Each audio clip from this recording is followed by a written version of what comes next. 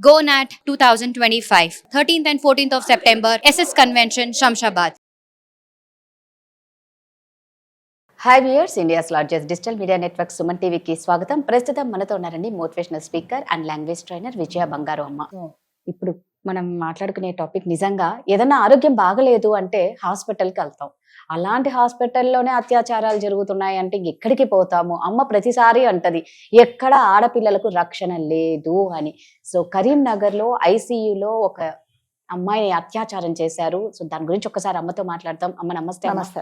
నిజంగా బాగుండాలి, ఆరోగ్యంగా ఉండాలి, ట్రీట్మెంట్ కోసం హాస్పిటల్కి వెళ్తే అక్కడున్న ఐసీయూలో కూడా వదలట్లేదు అంటే ఎంత చెప్పడానికే సిగ్గుచేటుగా ఉందమ్మా. మనము అదే చెప్తున్నా, మనం కొన్ని టాపిక్స్ ఏంటంటే తప్పనిసరి పరిస్థితులలో అంటే వాళ్ళకి అవేర్నెస్ కోసం మనం చేయాల్సి వస్తున్నది. కానీ కొన్ని టాపిక్స్ నిజంగా మనం డిస్కస్ చేయాలంటే కూడా నాకైతే చాలా బాధగా ఉంటుంది, సిగ్గుగా కూడా ఉంది.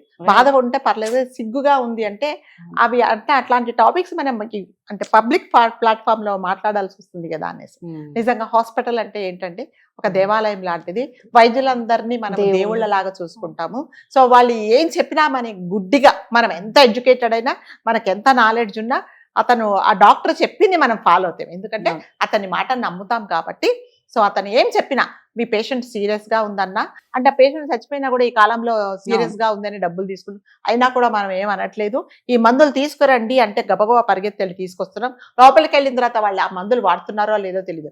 వీటన్నిటికీ ఇంట్రొడక్షన్ ఏంటంటే, మనము హాస్పిటల్ను కానీ అందులో పనిచేసే డాక్టర్స్ కానీ ఒక దేవుళ్ళ లాగా, మనకి ఎటువంటి వీళ్ళు హాని చెయ్యరు, మన కోసమే వీళ్ళు పనిచేస్తారు, మన ఆరోగ్యం కోసమే వీళ్ళు మనకు ఏదైనా చెప్తున్నారనే నమ్మకంతో మనము హాస్పిటల్కి వెళ్తాం. డాక్టర్లను ఒక దేవుళ్లాగా నమ్ముతాము. బయట నుంచి డిశ్చార్జ్ చేసేటప్పుడు డాక్టర్ కాళ్ళకు దండం పెట్టుకున్న కొంతమంది పేషెంట్లు కానీ కుటుంబాలను కానీ నేను చాలా మందిని చూశాను.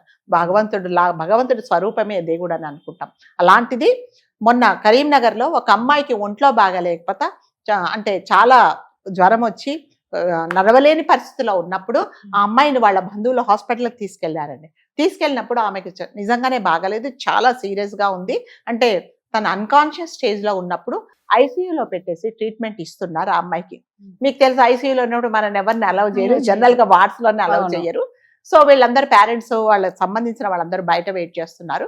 ఆ అమ్మాయికి లోపల ట్రీట్మెంట్ ఇస్తున్నారు.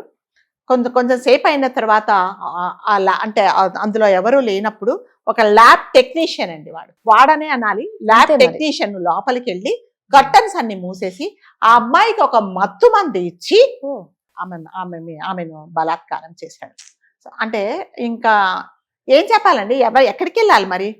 అంటే వాడికి కనీసం మమ్మల్ని నమ్ముకొని హాస్పిటల్లోకి వచ్చింది కదా, నా పని అంటే నేను అంటే అందులో మరి కెమెరాలు ఉన్నాయో లేదో, కెమెరాలో మాత్రం ఇతను ఒక కెమెరాలో రికార్డ్ అయ్యింది. లోపలికి వెళ్ళాడు, కట్టన్ చుట్టూ, జనరల్ గా ఐసీయూలో కట్టన్ చుట్టూ వేసేసి పేషెంట్ లోపల ఉంచుతారు. సో లోపలికి వెళ్ళి ఆడ పని చేశాడు, మత్తు మందు ఇచ్చి. అంటే ఎలాగంటేనండి, లోపలికి వెళ్ళినప్పుడు ఇప్పుడు నిజంగానే అతనికి అట్లాంటి ఉద్దేశమే లేదనుకోండి, టెక్నీషియన్ ఏదో లోపల ఏదో పని, జనరల్ గా టెక్నీషియన్ అసలు వెళ్ళరు కదా, నర్సులో డాక్టర్స్ ఇంకా ఎక్కువ అంటే ఆయాలు ఏదో శుభ్రం చేయడానికి. వీడు ఎందుకు వెళ్ళాడు? వెళ్ళినప్పుడు ఏం చూశాడు, చూసిన తర్వాత ఎవరూ లేరు. ఆ అమ్మాయి తనే ఉంది, పాపం చాలా బాధపడుతూ అన్కాన్షియస్ స్టేజ్ లో ఉంది.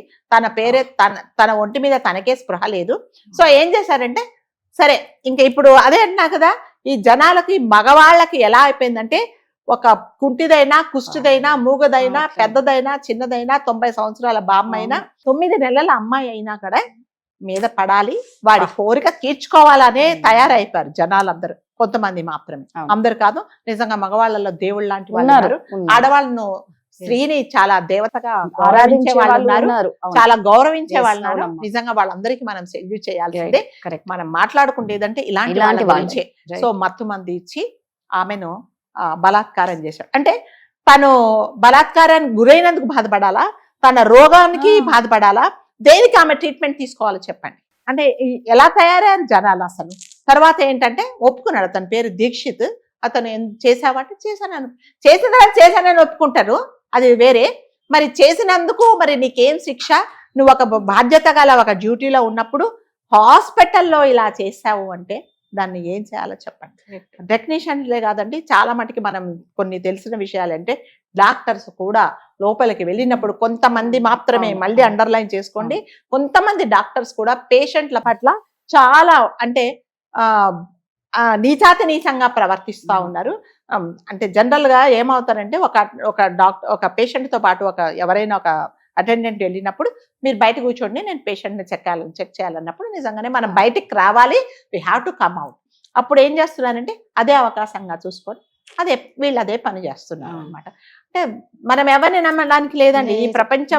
ఈ ప్రపంచంలో మానవులు మగవాళ్ళు అనే వాళ్ళు ఎక్కడుంటే కూడా ఆడవాళ్ళు అంటారు కదా, వాళ్ళు ఎక్కడికైనా వెళ్ళి ఎక్కడ బతకాలో కూడా తెలియట్లేదు. ఇప్పుడు అమ్మాయి పరిస్థితి ఏంటంటే తన అనారోగ్యానికి ట్రీట్మెంట్ ఇస్తారా, లేకపోతే నిజంగానే ఈమెను బలాత్కారం చేశాడా అని టెస్టులు చేయడానికి హాస్పిటల్లో ఆమె ఇంకా ఎన్ని రోజులు ఉండాల్సి వస్తుంది చెప్పండి. అంటే దేవుళ్ళు, డాక్టర్లు అంటే మనం దేవుళ్ళలాగా నమ్మే ఉంటాం. ఇప్పుడు ఇలాంటివన్నీ చూస్తే ఏమవుతుందంటే నమ్మకాలు అనేవి పోతున్నాయి. అంటే ఇప్పుడు పేషెంట్ తో పాటు ఒకవేళ నువ్వు బయటకు వెళ్ళంటే నేను వెళ్ళను, నా ముందే ట్రీట్మెంట్ పరిస్థితి వస్తున్నది. ఎందుకంటే మాకు నమ్మకాలు లేవు. అంటే ఎవరో ఒకరు చేస్తే మేము ఎవరిని నమ్మం. ఇప్పుడు నీ మనసులో ఏముందో కూడా మేము చెప్పలేము. కాబట్టి పేషెంట్లను అంటే ఒంటరిగా వదిలిపెట్టాలంటే కూడా భయవేస్తుంది అనమాట. ఐసీయూలో అంటే మీకు తెలుసు ఆ పేషెంట్ ఎలాంటి పేషెంట్ ను ఎలాంటి హెల్త్ కండిషన్ ఉంటే ఒక ఐసీయూలో ఒక పేషెంట్ ను పెడతారు అనేది తెలిసిందే. కాబట్టి మరి వాడు ఎటువంటి ఉద్దేశంతో లోపలికి వెళ్ళాడు, వాడికి లోపలికి వెళ్ళింది కాకపోతే నేను అనుకుంటా ఇదంతా ముందు ప్రీ ప్లాన్, ఎవరూ లేరు. సో ఈ అమ్మాయికి అయితే కాన్షియస్ లో లేరని చెప్పేసి మళ్ళీ వస్తుందేమో వాడికి ఒక మత్తు మంది ఇవ్వడం ఏమిటంటే, అంటే ఆ మత్తు మంది ఇచ్చేటప్పుడు నేను ఎందుకు ఇస్తున్నాను ఈ మందు, అంటే నా కోరిక ఏంటిది, నేను ఇది మంచిదేనా అని ఒక్క క్షణం కూడా వాడు ఆలోచించుకోకుండా మీద పడి వాడికి కావాల్సిన కోరిక తీర్చుకొని వచ్చేసాడు. అంటే ఇప్పుడు ఆమె మళ్ళీ చెప్తున్నా కదండి, ఆమె రోగానికి ట్రీట్మెంట్ తీసుకోవాలా, పరీక్షలు చేయాలా, ఆమెకు అసలు ఏమైంది అని ఫిజికల్ గా హెల్త్ పరంగా చేయాలా, లేకపోతే ఈడు నిజంగా చేశాడా లేదా దీన్ని ప్రూవ్ చేయడానికి టెస్ట్లకు తిరగాలా చెప్పండి. మళ్ళీ యాజ్ యూజువల్ గా వాళ్ళ కుటుంబం అంతా ధర్నాలు చేస్తున్నారు. సో వాడైతే ఒప్పుకున్నాడు నేను చేశానని చెప్పేసి.